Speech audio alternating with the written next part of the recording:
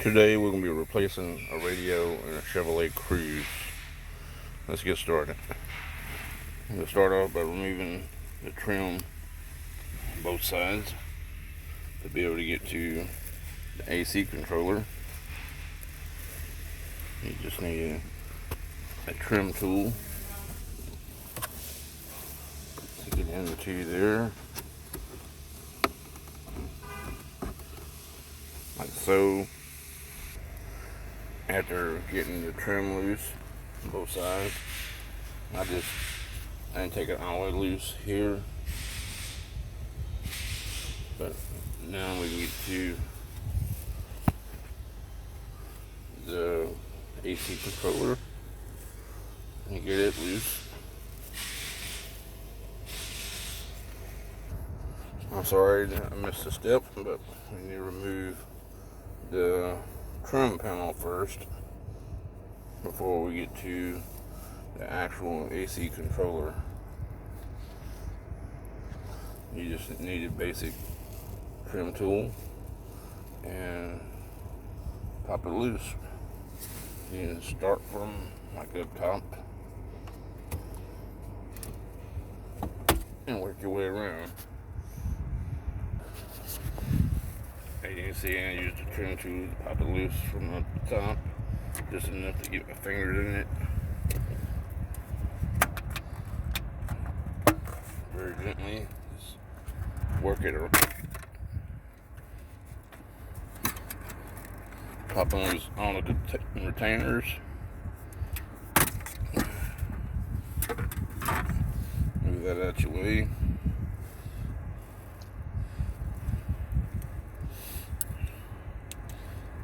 You see, got a screw on each side for the AC controller. Remove those two. After removing that trim from around the radio screen, the facing, you have to remove the AC vents next. There's two little tabs on each side of the vent there.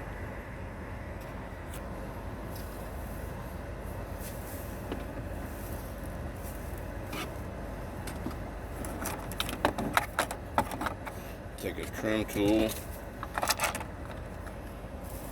and press and release. There's one on here, and there's one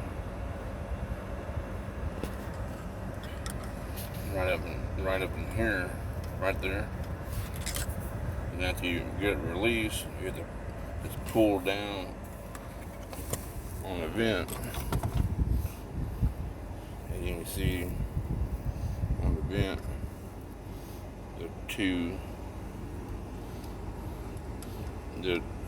retainers that's holding the vent in. It's a little bit of a challenge to get them out of there. But next, after you get rid of the vents,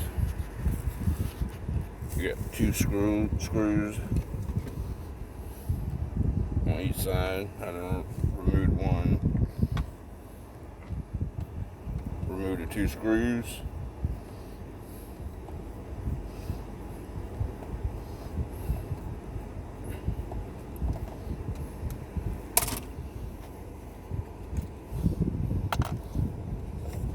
The radio should be ready to remove.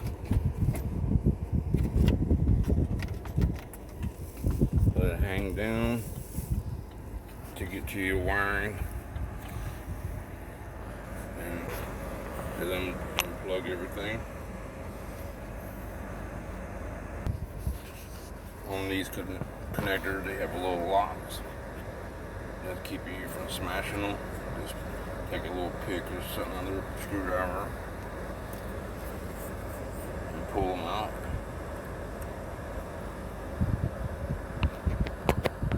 Like so.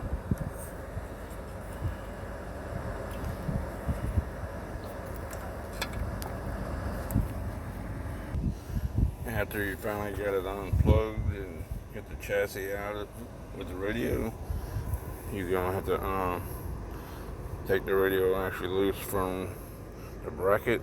It's got 4 bolts holding it.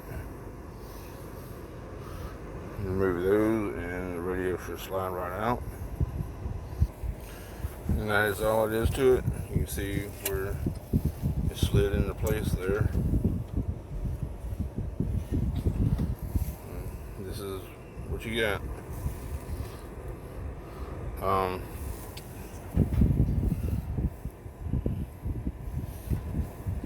This hopefully saved you some money.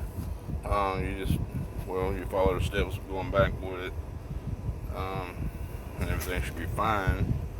But you may or may not have to, program it. If you install it and it doesn't come up right away, you may have to go to your, nearest GM dealership and have them program it. But you saved the money in labor replacing it, so I hope this helped you out. If so, just subscribe to my channel and give me a like. Thank you. Have a great day.